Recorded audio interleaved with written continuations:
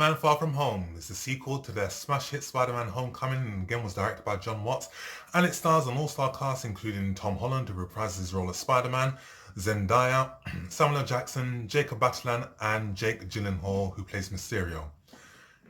If you just turned into this channel and you're new to this channel, hit that subscribe button, hit the like button, because I'll be coming to you with regular content. In this film we see our hero Peter Parker, who's on a school trip throughout Europe, and he's recruited by Nick Fury whilst on his school trip to pair up with Mysterio, brilliantly played by Jake Gyllenhaal, to team up to take on villains called the Elementals, who are wreaking havoc throughout the world.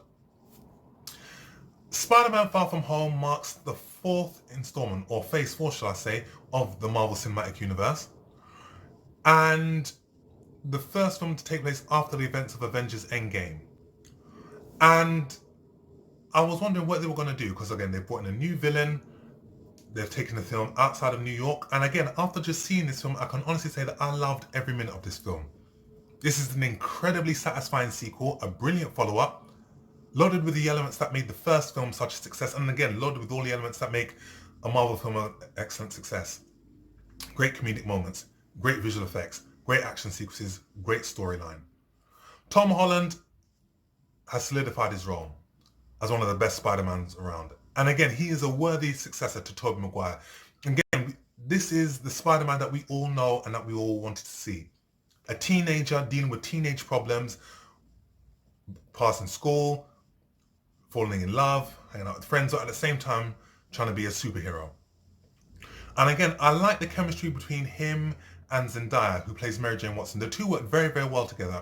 And I like the fact that we got to see a different aspect of Mary Jane Watson compared to what we've seen in previous incarnations.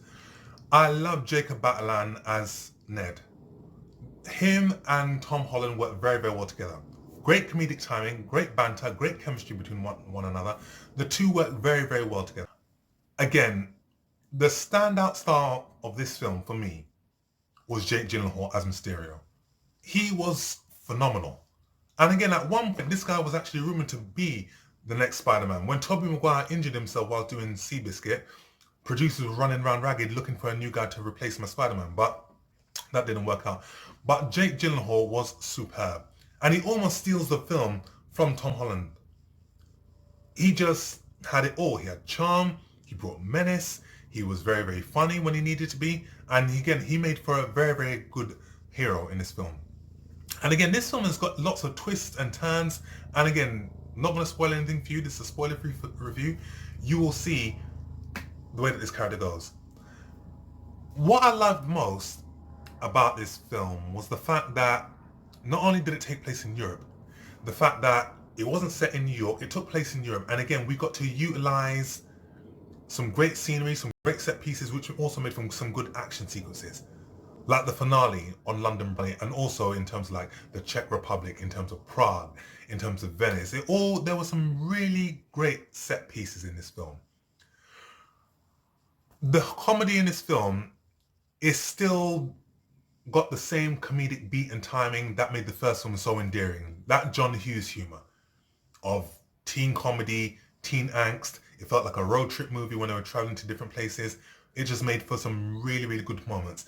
Some of the comedy didn't land. And I think one of the weak elements in this film was J.B. Smoove and Martin Starr, who played the two teachers slash chaperones in the film. They were funny in parts, but not all the time. And some of the comedy from them missed their mark. There was one particular scene where Martin Starr's character was actually trying to take a picture of himself, and then the camera actually falls into the water, and you could hear a pin drop within the cinema. It was just totally misplaced, totally unnecessary. And again, if you would have taken out that part from the film, there would have still been a whole lot of comedic moments in this film that would have kept the audience entertained. So again, that's the only down part I can think about this film. But on the whole, ticks every box.